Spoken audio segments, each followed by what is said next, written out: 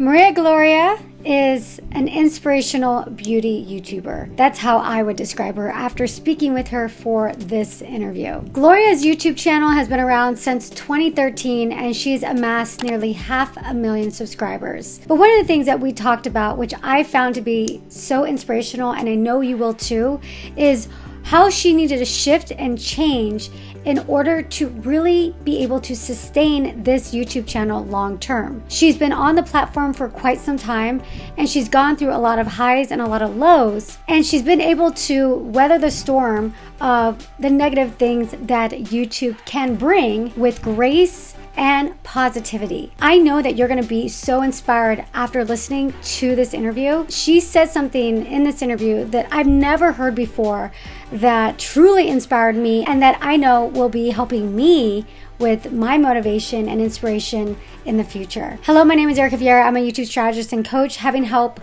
hundreds of women behind the scene grow on YouTube through my Zero to Influence YouTube Bootcamp, my one-on-one YouTube consulting and coaching, and my strategic channel management. On this channel, I interview well-known female content creators where we pull back the curtain to reveal what it's really like to be successful on YouTube. So if that sounds like something you want more of, hit that subscribe button and enjoy the interview. Mwah. Well, hello, Gloriaa. Welcome to the show. So excited to be here. Thank you so much for having me. Yes, I'm excited to have you. So let's just jump right in. Why don't you share with our viewers and listeners what inspired you to get onto YouTube and when that was exactly? So this was when I got married. I got married super young when I was 18 years old. I moved out of my parents' house and I lived like in the middle of nowhere, Alaska. I lived in a town called North Pole, Alaska, which is Christmas themed all year long, and it's literally in the woods in like northern Alaska. So it gets really, really cold. It's very gloomy. I don't want to say like a depressing place because a lot of people love it there, and that's awesome. But for me, it was a very depressing place coming from California, coming from sunny, warm, bright California. And I was home alone a lot because I didn't really have a job. And I was bored, and I have always been a creative since I was super little, whether it was drawing or painting or writing. I've always been a creative, and I've always wanted to do video work. And I was also super curious in makeup, and that's kind of where two worlds collided. I finally got the nerve up, and I was like, I'm just going to start making YouTube videos. And that's when the beauty world on YouTube was kind of taking off. So I went into that niche, and I started uploading reviews and tutorials and challenges, and honestly anything. I didn't really start with a plan. It just kind of snowballed from there. And what year was that? I believe this was in 2013 was when I officially started. Okay, yeah, I feel like 2013, 14, 15, a lot of beauty YouTubers came onto the scene. Mm-hmm. So your editing style is very creative. When you said that you're creative, I'm like, okay, yeah, I can see that in your editing style. So did you have a background in any kind of film production, or was it one of those things where you just kind of jumped in and learned how to swim? I just jumped in and learned how to swim. I had no idea how to use any editing software. I had very little experience with like Windows movie things, and then I started working on a Mac, so that was completely different. I had to learn how to use Movie Maker on that. I had to hone in on that skill, and then with time it kind of has developed. I'm blessed now to have such an amazing editor and have a team with me. But for me, it was very much like I just kind of figured out as I went along. I had no idea how to do anything. So then you started 2013. At what point did you feel like your channel actually got some traction? Well, I went viral, I would say a few years later. I would say 2015, I hit a really viral video. But I was so like in love with just creating that I didn't really see it as a business. So even when I went viral, my mind didn't go to like, okay, double down on this. Let's do this now. Mm-hmm. Let's focus on this and really grow my brand. No, my mind went to, let's just keep creating. Like, I'm having such a great time because I really loved creating.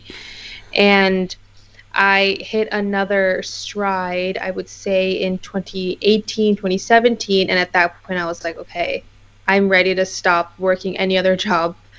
I don't want to work in construction anymore. I just want to focus on social media. And that's when I really doubled down on YouTube and turned it into my career. How many subscribers are you at that point where you made that decision? I think I was maybe barely touching 75,000. Okay. And then prior to that, it sounded like you were working other kinds of jobs. So how much time were you committing to your YouTube channel at that point? I was honestly, it was such a fun hobby for me at the time.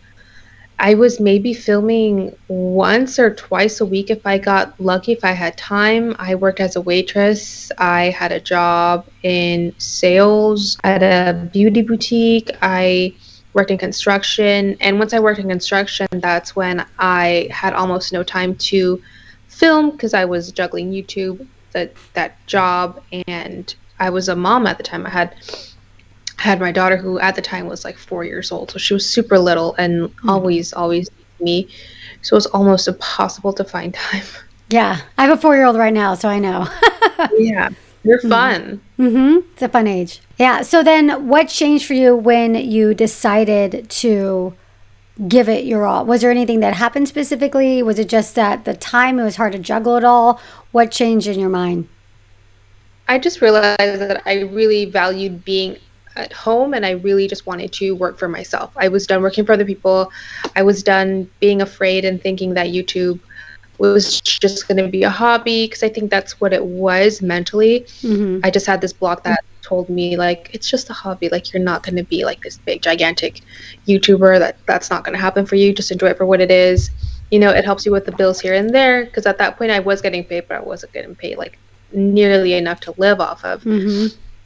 And I finally told myself, stop being afraid, just focus on it and see what happens. And that's exactly what I did. I stopped working in construction. I just focused on that. And I would say about 3 to 4 months later, I landed a really big deal with Walmart. How did that come about?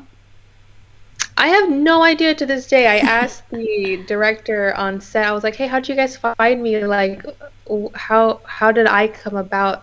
Because at this point, I really wasn't known at all. And they were like, "Oh, we actually found you, I think, through Instagram." And then he went to this lady who was like, "No, I think we found you on YouTube." So it still was very like, I don't know how they found me. I thank the Lord that they did, because that campaign actually kept me just being able to work from home for quite a bit, which let me double down more on YouTube. And then again, that snowball effect, but now with more of a purpose and with more of a path. Yeah. So with the Walmart deal, what did that look like? It basically, they just wanted me to be the face of this. They were running a very big campaign at the time. They wanted me to be the face of the skincare section, because they had fashion, they had makeup, they had nutrition, and they wanted me to be the face of this skincare campaign. I honestly forgot what it was. It was so long ago, but it was amazing. I honestly thought it was a scam at first.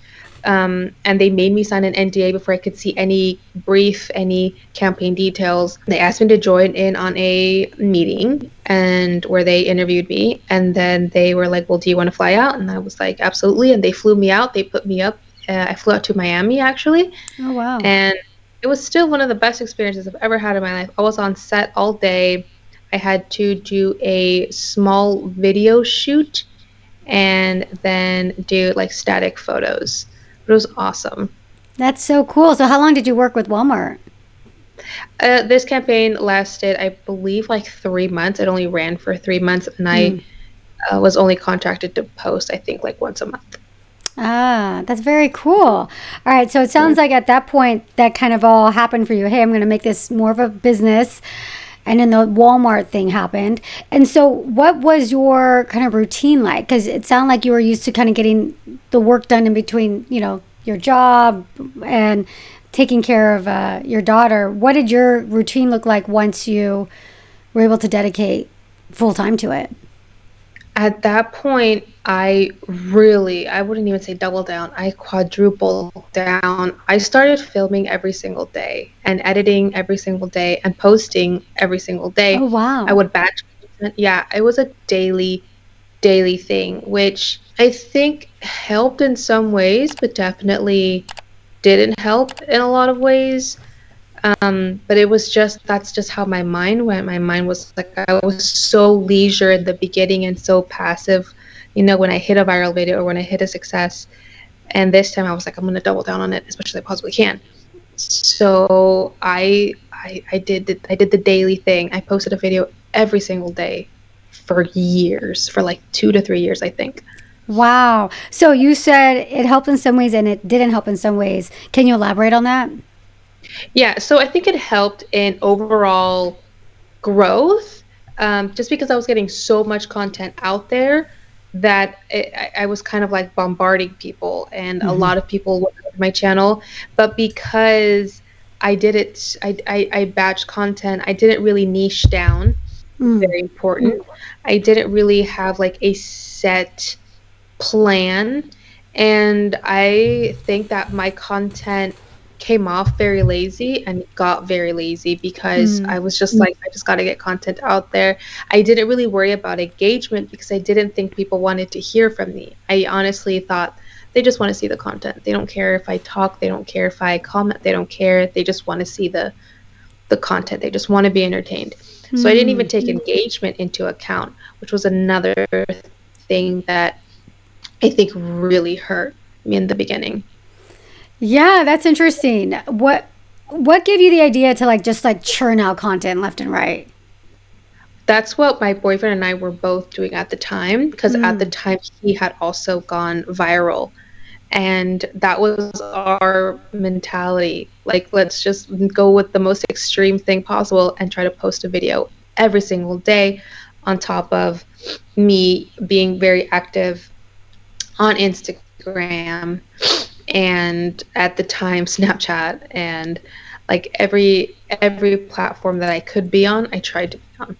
Wow. And so, for the viewers and listeners, can you explain who is your boyfriend and kind of how he fits in with your YouTube? It sounds like he's also a creator as well. Yeah, my boyfriend is Farris. He's huge. He's got a massive following. I honestly don't even know the number anymore. Like, I know he has like 6 million on TikTok and something like 4 on YouTube. Um, but when he also hit his success, when he had a knitting video that went viral, and his mentality kind of shifted to, okay, now I have to churn out content, which was, let's post daily, let's do Mm. as much content, let's just get out there as much as we can. And again, that proved to be both like very helpful and very not.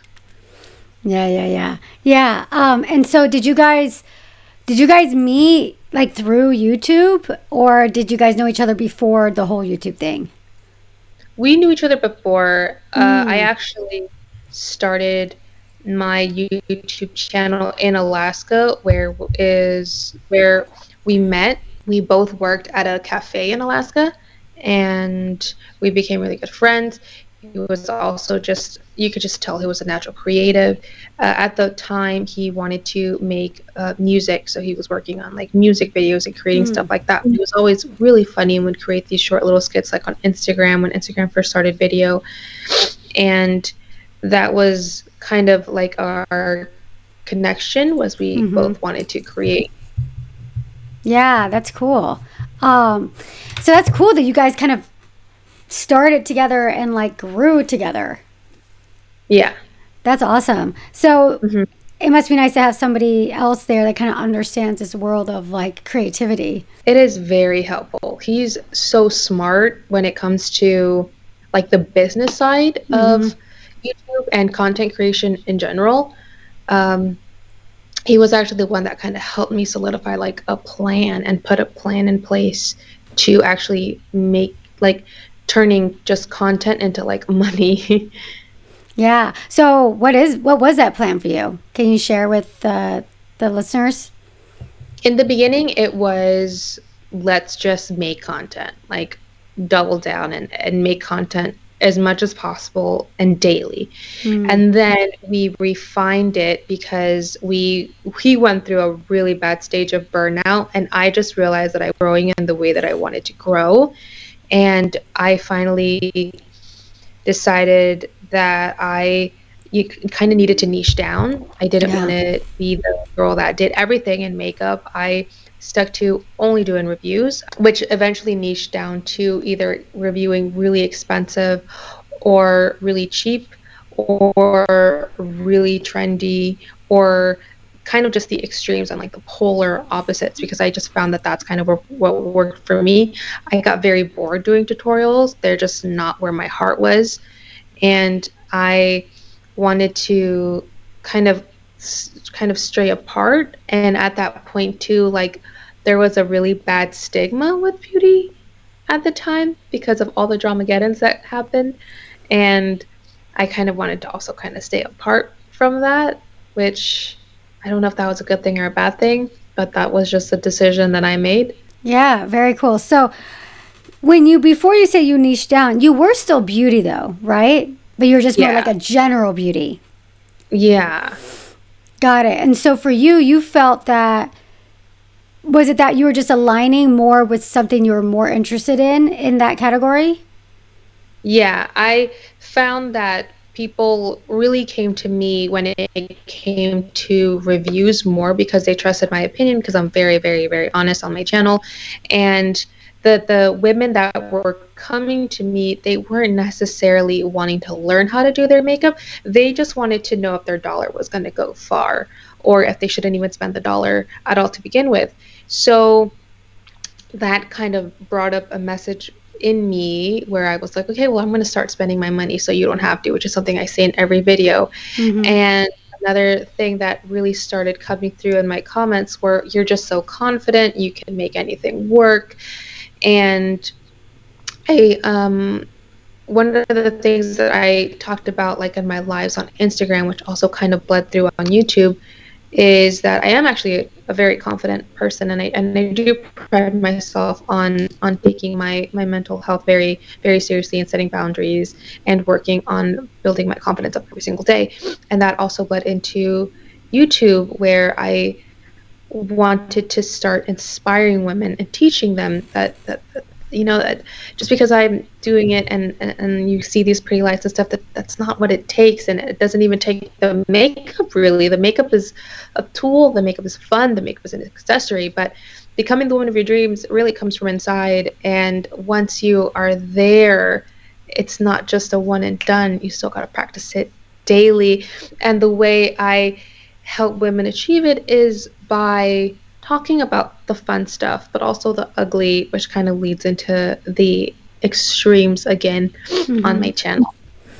Oh, I love that. I think that's so cool. And I love like the fact that it's not just about makeup for you, but there's truly like a message behind it. Because I've noticed that when I watch on your channel, you say like helping you live. I don't know, you do say something more of like a mission statement. And I think that's so great because it's not just about, like you said, the makeup. The makeup is a tool. But I loved how you just said that. It's a vehicle for something else. Yeah. And did you figure that out when you niched down, or when did you really, really figure that out? I would say about a year ago. I went to like this like business seminar, and it just talked about like your why. And it really kind of honed in on the question of like, what business are you in? Mm-hmm. And in a broad statement, in a general answer, I could say I'm a YouTuber. Okay, but there's a million of those. If you're just a YouTuber, you're going to be out of business in a week. Like, what is special about you? What is your why? What is your mission? And what message do you convey that sets you apart from others? And for me, it was that I try to set myself apart by being very inspirational to women and teaching them that I did it, so why can't you? I came out of a very nasty divorce, and now, thank God, we're okay. We have a daughter that we co-parent. But it was very hard on me mentally. I went through a lot of depression. I went through a lot of really, really, really dark times. So I tried to push women, and I think that's one of the reasons why my channel I think also gets like a lot of negativity because there's a lot of like pushback with, just you did it because you have this, you did it because you're famous now, you did it because you're blah, blah, blah, you have money, blah, blah. I'm like, yeah, but I didn't always. And I actually, started becoming the woman of my dreams of falling in love with myself when I had very, very, very little. And now that I, am more stable and I am working in a career which I really like, and I am waking up to a life that I love and adore, it took me a lot of work. And I just had to stop making excuses. And I do talk a lot on my channel about being more assertive and being more self-aware as women, because that's where the growth truly lies. Yeah. And that's when I came up with that mission statement, and that was going to be my why. Like, I'm not just a YouTuber, I'm not just a beauty reviewer. I'm here to help you become the woman of my dreams, and here's how I can help. And if I'm for you, then that's awesome. Come along on this journey with me. But if I'm not, again, there's a million others out there that would fit you perfectly. But if I'm for you, then let's go. I love that. I work with YouTubers. I run YouTube channels. I do YouTube coaching, and I work with a lot of YouTubers. And I have found that exactly what you just said, that revelation, that's the key to longevity on YouTube. Because there's only so much that makeup can, like the love of makeup can take you. Yeah, like when you're doing it at first, you're like, oh, I love makeup. I can talk to makeup all the time, and it's creative. But like, you went through something really interesting where you started a long time ago, and then you're uploading every single day, and then at some point, I'm sure there's some level of burnout with makeup. Like, oh my God, how much more can I talk about lipstick? And without that why, without that mission statement, it becomes hard to sustain it. But it's almost as if it sounds like you kind of had like a new life that was brought into your channel, because you now have this purpose that's larger than fulfilling your own personal desire to be creative or talk about makeup, which it sounds like that's why you got started. But this mission is almost what's keeping you going. Yeah. I think that's so cool. I've definitely got a lot of negativity, a lot of negative comments. I got a comment the other day, actually on Instagram, that was like, you're toxically positive. Like, if a woman just wants to be sad, you should just let her be sad. And I'm like, no. Yeah. I don't agree with that. I absolutely don't. Like, yeah, I had a really hard day yesterday where I had a moment where I was like, I'm sad. And yes, I let myself feel that. And as much as I just wanted to stay in my bed all day, I didn't. Bare minimum, which was just getting up and getting dressed and cleaning my house. But that was still showing up, that was still showing up for my higher self. That was still showing up for the woman that I'm becoming. I live my life being afraid of two people. I don't care to impress many others. I don't live my life to impress like really anybody, but just two people, and that's my 5-year-old self and my 90-year-old self. If I show up to both of them empty-handed, what was even the point? So I wake up every day and I focus on making sure that that 90-year-old me is grateful that I got out of bed and I tried something, because you never know, I might have done something yesterday that's going to impact 10 years from now. And I think that we have to hold ourselves a lot more accountable, especially as women, because we already have so much going against us. Not to put a damper, but we do. And there's no reason why we should kind of be against ourselves, even if it's just in here. I think that's the coolest thing I've heard, is the thing about, I've never heard that before, about impressing two people. I was wondering who you're going to say. And the 5-year-old self, the 90-year-old self, that is so cool. What a really interesting way to think about it, because you want to be somebody that your 5-year-old self looks up to and admires, but you also want to be at 90 years old not regretting anything. Where did you come up with that with yourself, or did you hear that somewhere? I think that is so cool. I love that. I think I came up with it by myself. I don't remember seeing it anywhere. I'm kind of thinking, I don't want to take credit from anything, but I've lived my life that way. Like, since as far as I can remember. My mom has a picture. Well, my dad has a picture of me. He won't let me take it. I took one and I have it right next to my kids. I'll go ahead and show you guys. Yeah. I want to see it. Yeah, I say that it's only two people, and they're like, "Oh yeah, like your mom and your husband," and I'm like, "No, God, Yeah, I thought like, you'd be like your husband, yeah, your or like daughter, my God, kids." or something like that. Yeah. Now I have two kids, and Okay, they're like, two "One of kids. your Yeah. kids." I'm like, "No, it's her." And Oh, whatever, 90-year-old Gloria ends up looking so like. you But keep that 5-year-old photo of or 5-year-old photo of yourself? yeah, and there was one in my parents' house that I would look at every single day.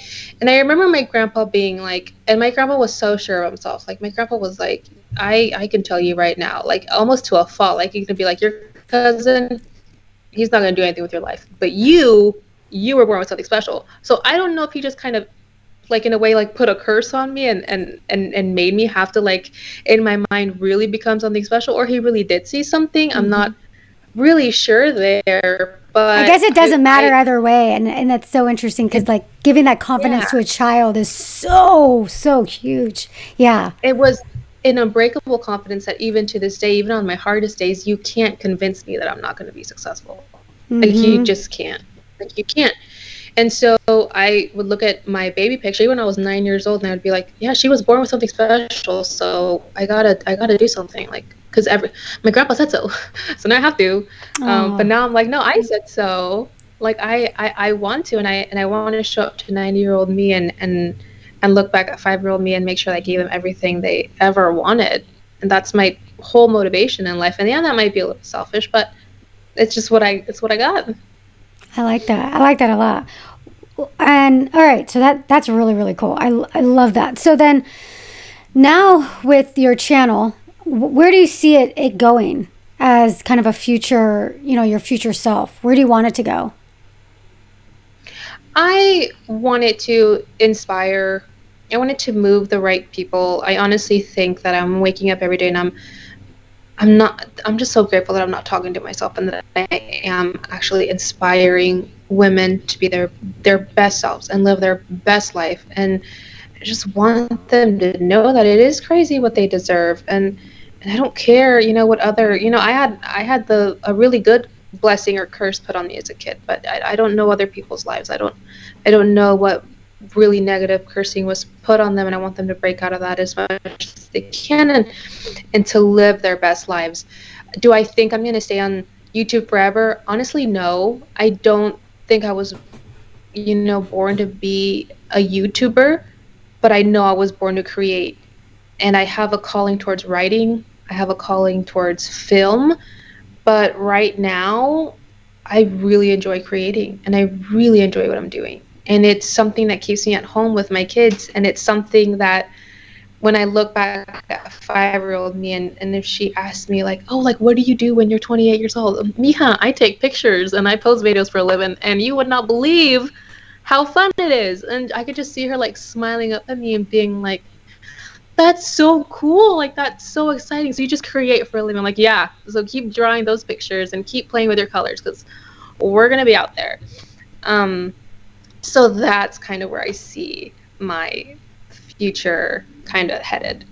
I love that. That is so cool, Gloria. I think that's one of the coolest things I've heard about the 5-year-old self and the 90-year-old self. That's really cool. Yeah. All right, so we're nearing the last part of the interview, and this is where I ask you the same questions that I ask everybody that's come on to the show. Are you ready? I'm so ready. All right. First question is, what is your number one struggle with YouTube? Oof. Oof. Right now, because I'm such a multi-passionate person, because I love so many things, and I'm such a shiny object person, the shiny object syndrome, where you're like, oh, that's so cool, I want to try that now. Oh, I want to try Yeah. that now. Um, I I would say that just niching down was so hard for me. Like I didn't want to let a lot of things go, but it has been what's grown my channel the most, I would say. So I there's its pros and its cons, but Mm-hmm. niching down is really hard, or killing your darlings, however you want to put it. I was so excited to get rid of tutorials. I don't miss them, but there's some stuff that I'm like, oh, I want to review that so bad, but then I have to remind myself like, okay, but is that like really expensive or is that really cheap? Like, how's that gonna kind of like, how are you gonna put that in the video? And I'm like, don't even try it, because it's just gonna sit there and it's gonna waste, and you're gonna think of a content idea for it, and you're not. So niching down was a huge struggle for me, but it's definitely something you have to do. Yeah, definitely. I think especially in like the makeup community, because there's so many makeup channels. Yeah. Like what do you think makes you And stand apart with from the other channels? I honestly don't know. When I go through my comments and I talk to people, and they tell me, hey, I started following you because either your boyfriend introduced me to you, or because I typed in beginner's makeup tutorial, which was the first video that went viral. But I stayed because either one, you're funny, two, you're honest, or three, which I think is now the biggest that I'm seeing, is you're so inspiring and I can relate so much to you. So I think it has to do with maybe relatability, and that I can keep you entertained. Well, I can keep some. Yeah. If you were to start over right now, what would you do differently? I would pick a niche and just stay in it, and I wouldn't necessarily do daily. I would still try to post as frequently as possible. I would start out with maybe 3 times a week, but I wouldn't compromise quality over quantity of your videos. Like before, I used to just walk into my office and think, oh, well, I have this, lipstick. Let's do a video with this lipstick. Now everything is so strategically planned. Now videos are almost to the point where they're like scripted out. And as much work, it's crazy how much work you put into something that you think looks so natural and so organic. And it like almost never is, especially now. Especially now. I mean, because you did that. You did the organic, super casual, and from what you said earlier, you're like, it wasn't the best content. And I would say I'm still learning this, just because I'm still going through growing pains on YouTube, is just trying to not work as much, because I was so used to batching in the past. It's hard for me to leave my office with just filming one video. Like, it's really hard. Like, in my mind, I'm still like, no, you have to go film like 2 more. Like, you have time, like, don't be lazy. But I'm like, no, because then my content starts getting very lazy and very repetitive. And that's something I'm trying to avoid doing. And it's something I even struggled with this year. And we're only in February. But January was really hard for me to just limit myself to just like work on one quality video, not 4 videos that you're not even going to be proud that you're posting, So how often are you uploading now? I'm uploading twice a week, sometimes 3 times, just depending if there was like a launch that people are like, oh, you really need to review this, and it fits within my niche, I'll squeeze in another video. So that is a big difference from like uploading every day down to 2 days a week. Yeah. But are you finding numbers wise, are you getting, because you're putting more time and energy and planning into each video, is it just paying off more? It is. I've also been noticing that the people who are coming because they're seeing that content, they're staying, as opposed to people who, I was gaining so many subscribers when I was posting daily, because I would review an Amazon hair straightener and then I would post a lipstick review and they'd be like, I was here for the hair, like I'm leaving now. Yeah. You don't lose as many followers. Like, the people that you're gaining are like, oh, I just like how she does her reviews, I'm here for it, and they stay. Yeah, that's so true. What is you've uploaded a lot of videos over the years. What's your most favorite video that you have on your channel? That's such a good question. I should have prepared more for that. Well, I purposely don't give people the questions ahead of time, because I just want it to be like, what's your first instinct, But that is a tough one. It is a tough one. I would say, like, review-wise, I can't choose one, but any one where I'm reviewing like really weird TikTok makeup products or really weird Amazon products for like beauty. Like the baloney face mask one, I had so much fun filming that video, even though it was so gross. Yeah. Like just the thought of putting meat on my face was disgusting. And it was like an actual sheet mask. But I just kept picturing like how people would actually put like ham on their face. That's so gross. That's so weird. That's gross. I would say the video that I'm most proud of is my divorce video, which I just posted last month. I saw that. Because I finally did it. And not a lot of people know this, but that video took me 13 times to film. And I think I actually filmed it through once, and I just never posted it. And I purposely deleted the footage. I was just not ready. I don't think I was ready. And I think this year I was finally ready to talk about it. And it just felt very empowering to upload that video. And I think for that, I'm very proud of that video. What made you decide to upload that? Obviously, that's not in your niche, but at the same time, it is very personal. And so, you know, there I think on YouTube, there's especially as a creator, there's that time and the place where you kind of have to get into something personal. What made you decide to upload it? I'm a very private person, and something that was hurting my I guess growth in a way was the fact that I didn't like the idea of getting too personal. One, I also didn't think people cared, but the more I would talk to like my team about it and like viewers, they'd be like, if you just kind of, we're here for you at the end of the day. And it's true, because they could watch a review from anybody. They want to be able to relate more to you. They want to be able to know more about you. And I also was kind of sick of people being like, how can you talk about all this growth and confidence when you've never been through anything? First of all, I've actually been through a lot. Yeah. Not like a bragging game, but these are my stats. Mm-hmm. And I finally was like, you know what? No, like, it's time to talk about it.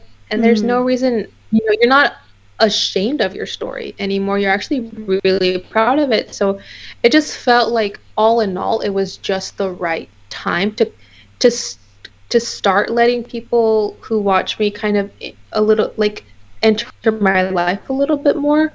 And also I wanted to give an example of like, hey, like, I know I preach a lot of this to you guys, and you're like, but why do you know? Like, how do you even know? Okay, because I went through it. So here you go. So you almost felt like, yeah, it's like I could see like you're saying you got some hate. Oh, always positive, toxic positivity or whatever. And if you don't have the other side of it, then people don't really know like really how far you've come, possibly. Yeah. So what was the reaction? Like, I'm sure posting something so personal, like you said, it took you 13 times. How did you feel afterwards? Like, what was the reaction from people? I was so floored with the little amount of negative comments I got. Like, I don't even remember seeing enough to count on my hands when it came to the negativity. But it was so nice that a lot of women were like, I finally have somebody I relate to. Like, because I spoke about liking somebody versus loving somebody on that video. And finally, a lot of people were like, finally, somebody has openly said what I've been afraid to say my whole life. You know, they're a certain person or why they got divorced. And as much as they've tried to explain it to people, they're like, I just didn't really like him anymore. And they would get chastised for that. And I think I gave women a lot of like relatability there. And I did it on such a grand scale that they felt heard finally, and they felt validated, which was something I was really wanting. I really want, I said, I want women to put themselves first and not feel guilty about it anymore. There's nothing wrong with that. Yeah. That's great. All right. So have you ever just wanted to give up? What happened there, and then how did you get back on track? I have honestly never wanted to just give up. It's been hard.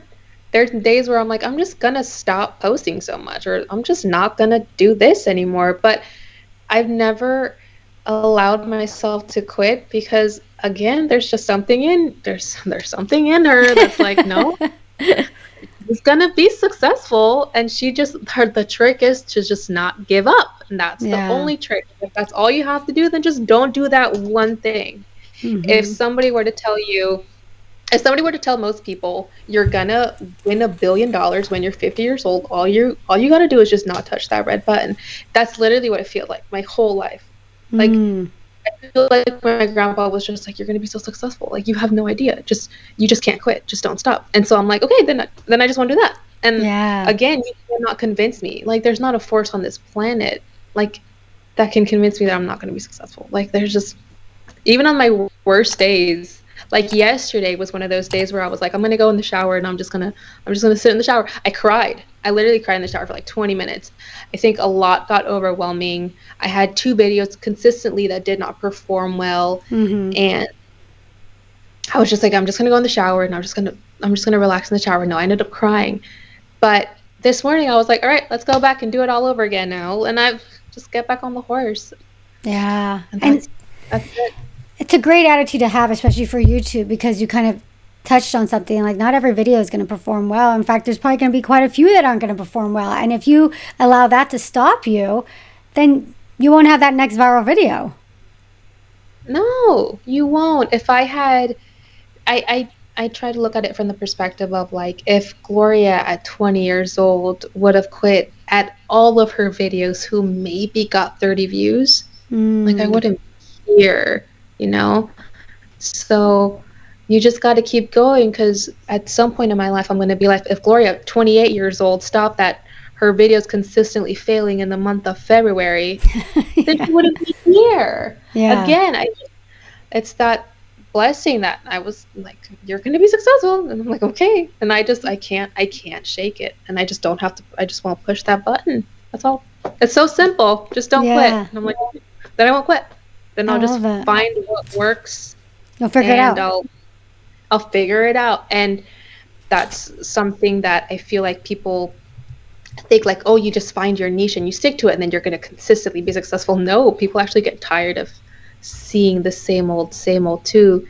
And you got to consistently like thinking of new ideas and thinking of other things you can do, and thinking of other shifts you can make and how you can make something 2% better. And I don't know, my boyfriend and I talk about this all the time because we're both creators. It's very, very hard, but you just have to be consistent.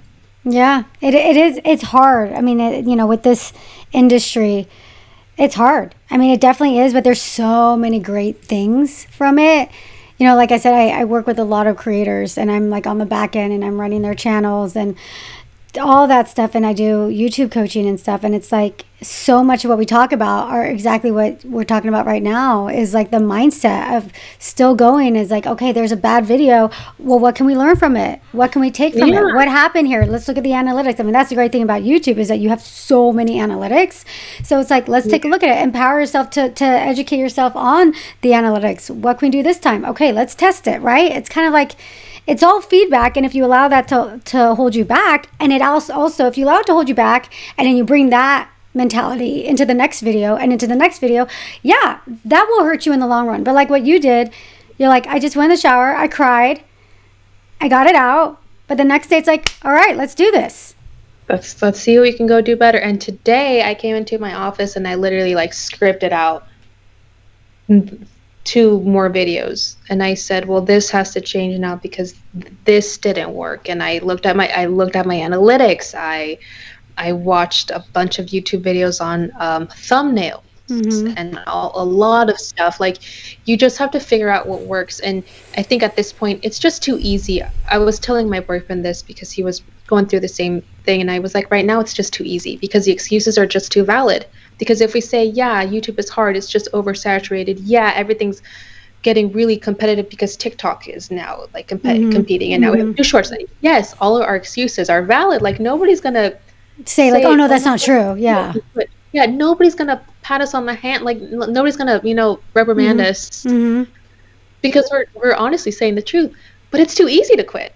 No, we're not going to quit. We're not going to give up. We're going to find out what works, because people are still popping off on YouTube through all the algorithm, through everything. We just have to find what works for us. Yeah. That's the trick, because this is where people quit. But we're not.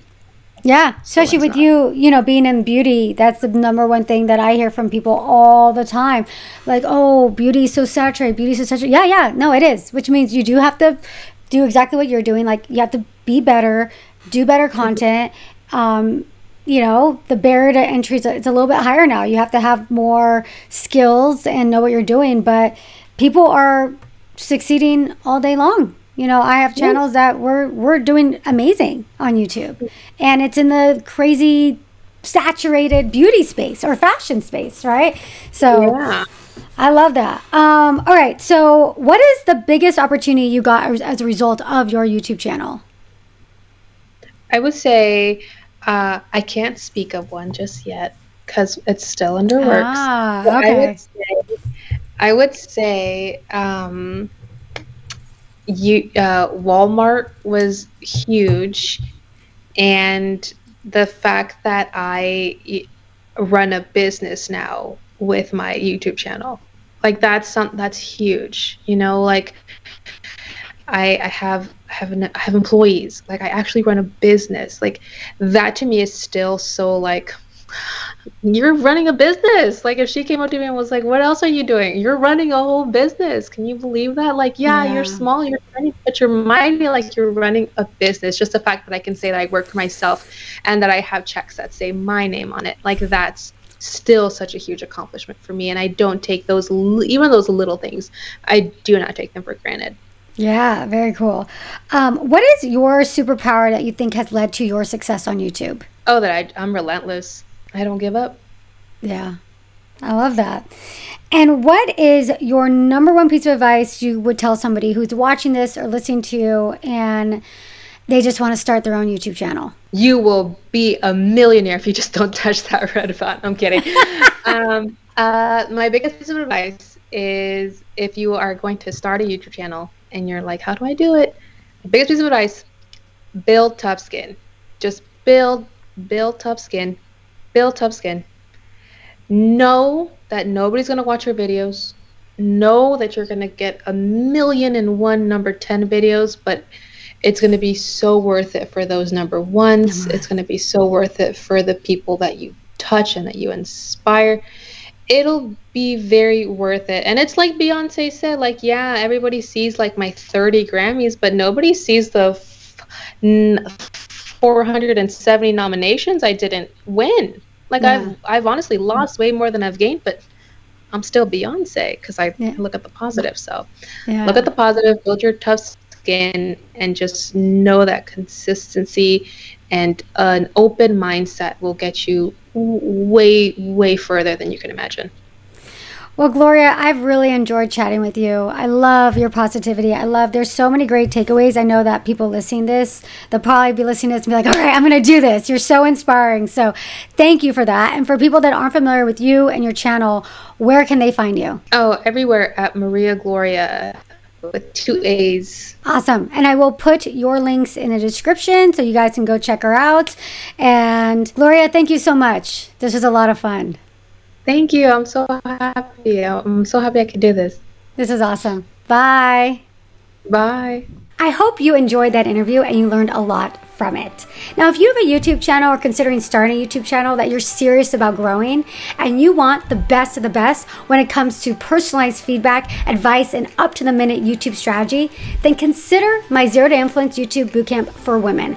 I have been running this bootcamp since 2018, and we have hundreds upon hundreds of very successful students that have gone through the program. And I can go on and on about the YouTube Bootcamp, but I want you to hear it directly from some of the women themselves. I feel so lucky that I got to do Erika's bootcamp. Before I joined the bootcamp, Before joining Erika's bootcamp, my channel was all over the place. I didn't know what I was talking about. I would hear people say that I need to find my why and my voice and my audience and understand my target audience, but I never felt like I really understood what that meant. Erika helped me come up with YouTube video ideas. She helped me with consistency. She helps me to interpret my analytics. I started with 12,000 subscribers and now I have over 50,000 and it is growing rapidly. My channel has grown almost 100,000 subscribers. I definitely wouldn't have gotten to this place in such a short amount of time without Erika's bootcamp. What makes Erika special is that she has been talking to and analyzing YouTube channels for years, and that has given her this bank of knowledge to pull from.